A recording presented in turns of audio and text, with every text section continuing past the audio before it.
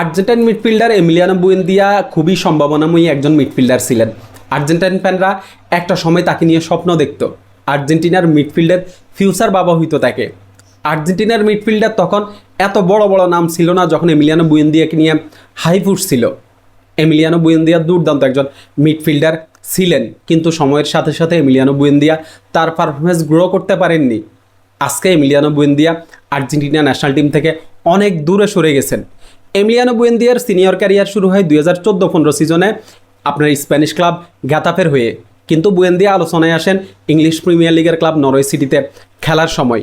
Norwich সিটিতে last যেই সিজনটা খেলেন 2020-21 সিজন, আনবিলিভেবল একটা ফর্মে ছিলেন তিনি।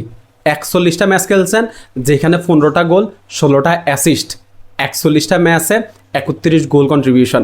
কিন্তু নরউইচ সিটি তখন আসলে চ্যাম্পিয়নশিপ খেলায় ওইভাবে এমিলিয়ানো বুয়েন্দিয়ার এই পারফরমেন্সটা আড়ালেই থেকে গেছে।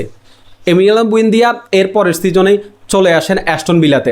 অ্যাস্টন ভিলার একাডেমিতে মূলত এমিলিয়ানো বুয়েন্দিয়ার বড় হওয়া।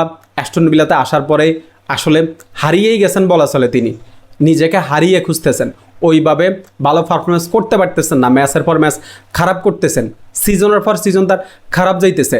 গত সিজনটা লোনে গেছেন জার্মান ক্লাব লেভারকুসেন থেকে আবার এই সিজনে অ্যাস্টন ভিলায় ফিরত আসছেন। এখন এই সিজনটাতে আবার নতুনভাবে নিজেকে চিনাইতেছেন বুয়েন্দিয়া। লাস্ট 2টা ম্যাচে 2টা গোল করছেন, একটা অ্যাসিস্ট করছেন। আগের ম্যাচটাতে তো অ্যাস্টন ভিলা যখন 1-0 গোলে ফিসাই ছিল, তখন এমিলিয়ানো বুয়েন্দিয়া মাঠে নেমেই দুর্দান্ত একটা গোল করে, একটা অ্যাসিস্ট করে। আর গত রাতে যে ম্যাচটা হয়েছে ইউরোপা লিগের ম্যাচ, ওইখানে দুর্দান্ত একটা গোল করে। এমিলিয়ানো বুয়েন্দিয়াকে আসলে যেরকম সম্ভাবনাময়ী মনে করা হয়েছিল, ওই রকম কিন্তু তার পারফরমেন্স সে ধরে রাখতে পারে নাই।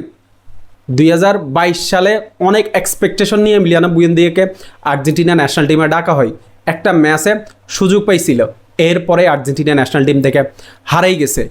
এমিলিয়ানো বুয়েন্দিয়াকে যদি আসলে আবার আর্জেন্টিনা ন্যাশনাল টিমে ফেরত আসতে হয়, তাহলে কিন্তু ভাই অনেক কিছু করতে হবে, অনেক এক্সট্রাঅর্ডিনারি কিছু করতে হবে। কারণ আর্জেন্টিনার মিডফিল্ডার এখন যে অবস্থা, এই অবস্থায় এমিলিয়ানো বুয়েন্দিয়ার মতো মিডফিল্ডার আসলে জায়গা পাবে না। কিন্তু বুয়েন্দিয়া লাস্টে যে 2টা ম্যাচ খেলছে, এরকম যদি ধারাবাহিক থাকতে পারে তাহলে কিন্তু আবার আর্জেন্টিনার টিমে আসার একটা সম্ভাবনা তার আছে। স্কালোনি তো বলছেন যে যেখানে যেভাবে পারফরমেন্স করুক, স্কালোনি তাকে সুযোগ দিবেন। ফুটবলে একটা কথা আছে কিন্তু ভাই, আপনাকে ফুটবল একটা সেকেন্ড চান্স দিবে, ওইটাকে আপনাকে ধরতে হবে, ওই চান্সটা আপনাকে কাজে লাগাইতে হবে।